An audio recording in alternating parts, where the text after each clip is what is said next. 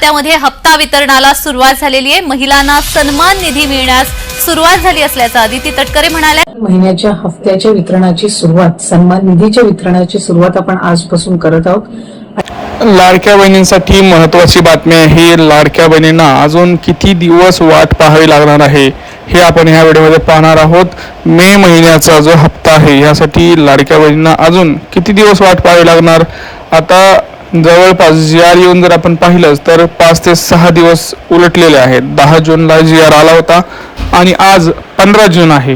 तर मग आपण आज पाहणार आहोत आज हप्ता येणार आहे का। आज सोमवार आहे, काल रविवार होता, परवा शनिवार, त्यामुळे 2 दिवस वितरण झालं नाही। काही कारणास्तव लाडक्या बहिणींच्या खात्यात पैसे आले नाहीत, पण आज सोमवार आहे।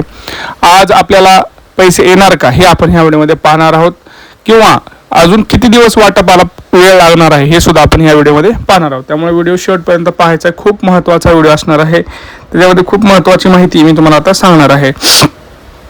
सगळ्यात महत्त्वाचं काय आहे तर बघा, आता आज सोमवार आहे, मंगळवार, 2 दिवस हे वितरणाचे आता 100% आपल्याला दिसत आहेत। कारण का सांगतो, 10 तारखेला जी.आर आला होता। जी.आर आल्यानंतर आपल्याला माहिती आहे की 3 ते 4 दिवसामध्ये वाटपाला सुरुवात होते, पण आता आपल्याला मागचे 4-5 दिवस काही पैसे आले नाहीत।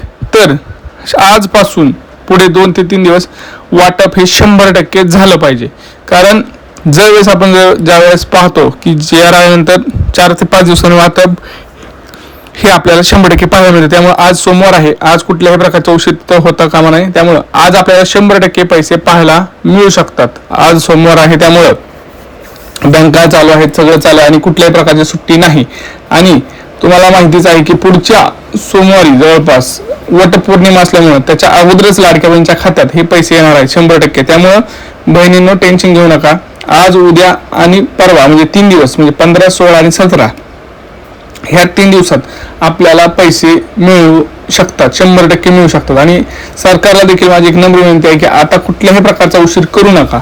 अजून तुमच्याकडे उशीर करण्यासाठी काहीही कारण नाही। आता भरपूर ठिकाणी असं झालंय की काही लाडक्या बहिणींसाठी अजून थोडा वेळ घेत आहेत की अर्ज पडताळणीसाठी, आणि अर्ज पडताळणीमध्ये प्रामुख्याने 3 ते 4 गोष्टी ते जास्त चेक करतात। ते म्हणजे ITR कुणी भरलाय, इन्कम टॅक्स म्हणजेच इन्कम टॅक्स कुणी भरलाय, किंवा 4 चाकी वाहन कोणाकडे आहे, आणि सरकारी नोकरीला कोण आहे। ह्या 3 गोष्टीवरती जास्त भर दिला जात आहे। आणि त्यातून ह्या सगळ्या गोष्टी माहिती गोळा करून अशा प्रकारच्या ज्या लाडक्या बहिणी आहेत, ज्यांच्याकडे ह्या गोष्टी आहेत, अशा लाडक्या बहिणींचं नाव हे या यादीतून काढलं जात आहे।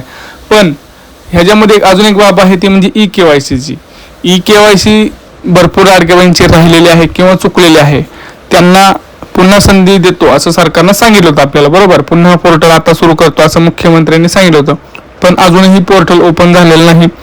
तर सरकारकडे माझी नम्र विनंती आहे की पोर्टल ओपन करा पटकन, लवकरात लवकर। सरकारनं कळकळीची विनंती आहे की पटकन तुम्ही पोर्टल ओपन करा, म्हणजे मे महिन्याचा जो हप्ता आहे तो येण्या अगोदर ज्या लाडक्या बहिणींची EKYC राहिलेली आहे किंवा चुकलेली आहे त्यांना एक संधी मिळेल, त्यांचा हप्ता चालू होईल। कारण काय, आता माहिती आहे तुम्हाला, EKYC मुळे भरपूर लाडक्या बहिणींचं नाव हे बाद केलं गेलं होतं। त्यामुळं सरकारला माहीत झालं की ह्या गोष्टी कुठेतरी आहेत, चुकलेल्या आहेत, भरपूर लाडक्या बहिणींना संधी दिली गेलेली नाही त्या पात्र असताना देखील। कारण आपण जर बघितलं तर जवळपास फक्त EKYC न केल्यामुळं अशा लाडक्या बहिणींचे हप्ते जे आहेत ते बंद झालेले आहेत।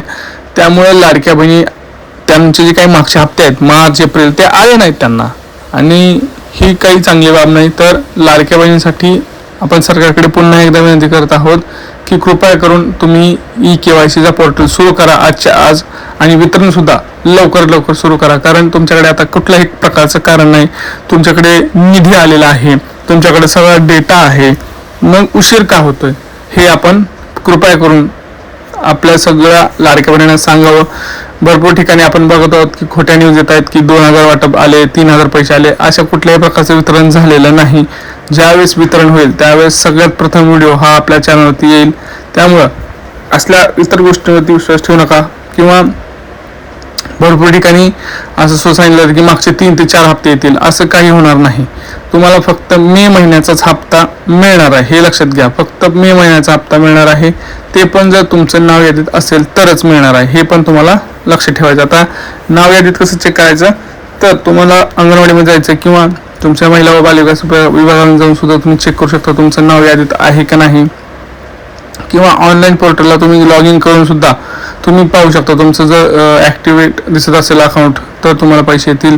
तुम्हाला मागचे हप्ते आलेले तिथे हिस्ट्री दिसते, किती हप्ते तुम्हाला आलेले आहेत काय नाही, ह्या सगळ्या गोष्टी आहेत. त्यामुळं टेन्शन घेऊ नका. आता पुढच्या 2 दिवसात तुम्हाला पैसे हे 100% खात्यात येणार आहेत. म्हणजे आज, उद्या आणि परवा हे 3 दिवसात तुम्हाला वाट पाहावी लागणार आहे फक्त. त्यामुळं अजून किती दिवस वाट पाहावी लागणार याचं उत्तर तुम्हाला आता मिळालं असेल. आता कमेंट्स करून सांगा कोणाकोणाची EKYC झालेली आहे, कोणाकोणाला मार्च आणि एप्रिल म्हणजे आतापर्यंतचे सगळे हप्ते आलेले आहेत.